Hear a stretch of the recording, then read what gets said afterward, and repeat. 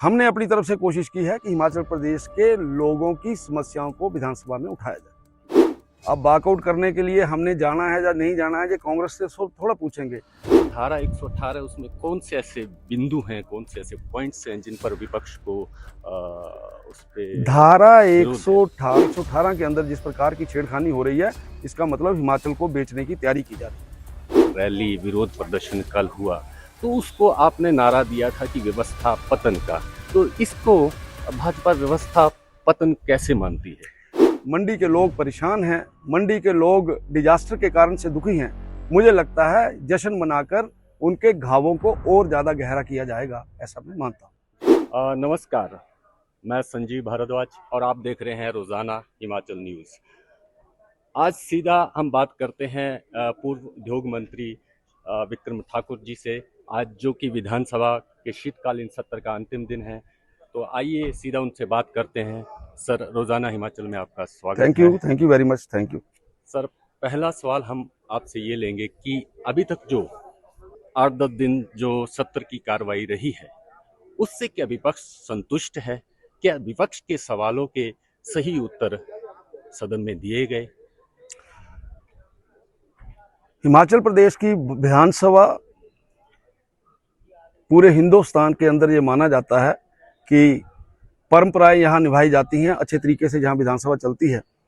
लेकिन हम विपक्ष में हैं, विपक्ष का जो रोल है वो हमने किया है, विपक्ष को जिस प्रकार की भूमिका करनी चाहिए वो हमने की है। और काफ़ी जगह पे सरकार द्वारा उत्तर भी दिए गए हैं, लेकिन उस उत्तरों में लेवल ऑफ सेटिस्फेक्शन अलग अलग है। कहीं हम खुश हैं, कहीं हम खुश नहीं हैं। इसलिए एक मिला जुला सा असर यहाँ पे रहा है।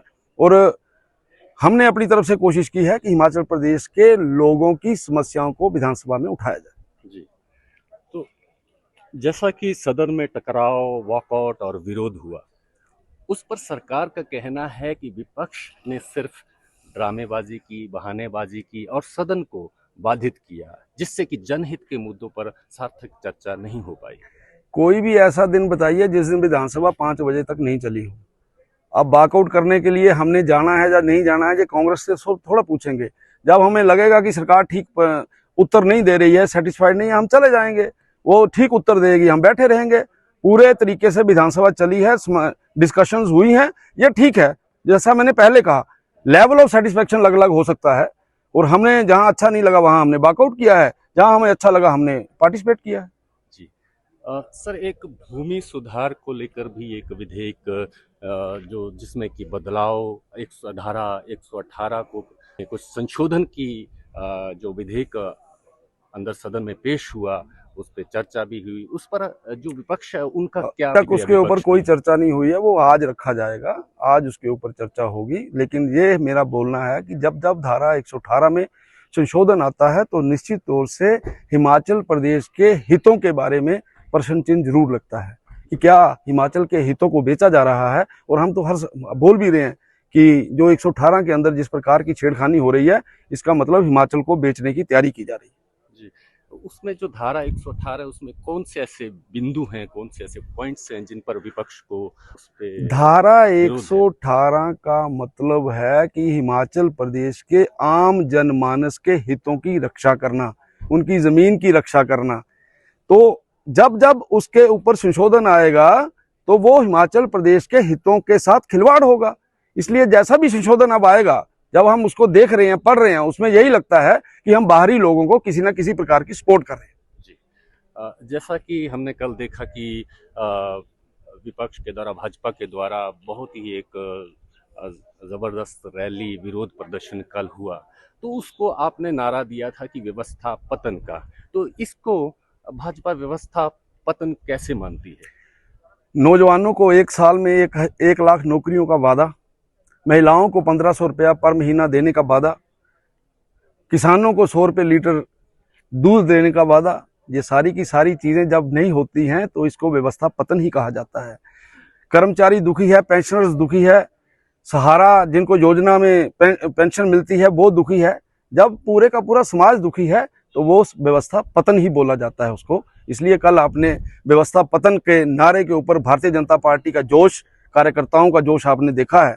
और निश्चित तौर से 2027 में क्या होगा वो कल आपको नजर आया होगा।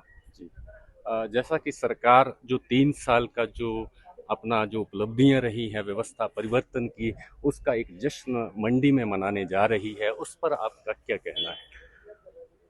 बुशराम मंडी जिला के लोगों को परेशान करने वाला जश्न है। मंडी के लोग परेशान हैं, मंडी के लोग डिजास्टर के कारण से दुखी हैं। मुझे लगता है जश्न मनाकर उनके घावों को और ज़्यादा गहरा किया जाएगा, ऐसा मैं मानता हूँ। जी सर, एक अंतिम सवाल आपसे लेते हैं कि जैसा कि कल रैली भी हुई, उसमें काफ़ी विशाल जन समर्थन भी देखने को मिला।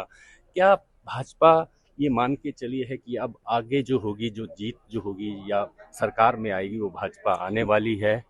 लेकिन क्या इस जो पार्टी के अंदर, जैसा कि सरकार आरोप भी लगा रही है कि गुटबाजी है, भाजपा में गुटबाजी है, कि इसकी वजह से कोई भाजपा को कोई इसका कोई रणनीति किसी प्रकार की भाजपा कोई है? गुटबाजी नहीं है। जहां गुटबाजी होती है वहां ऐसे विशाल प्रदर्शन नहीं होते। कांग्रेस कभी भी जहां पर 200 आदमी इकट्ठा करता है तो उनके कार्यकर्ता एक दूसरे के साथ लड़ाई करते हैं, झगड़े करते हैं। कोई वीरभद्र गुट की बात करता है, कोई सुखराम ये क्या नाम है अपने सुक्खू जी के गुट की बात करता है, कोई तीसरे गुट की बात करता है। वहां की बातें करती है। भारतीय जनता पार्टी एकजुट है और एकजुटता के साथ 2027 में कांग्रेस का सुपड़ा साफ होगा, ऐसा मेरा मानना है। जी धन्यवाद थैंक सर, यू, आपने थैंक यू हमें वेरी समय मच, दिया। Thank you.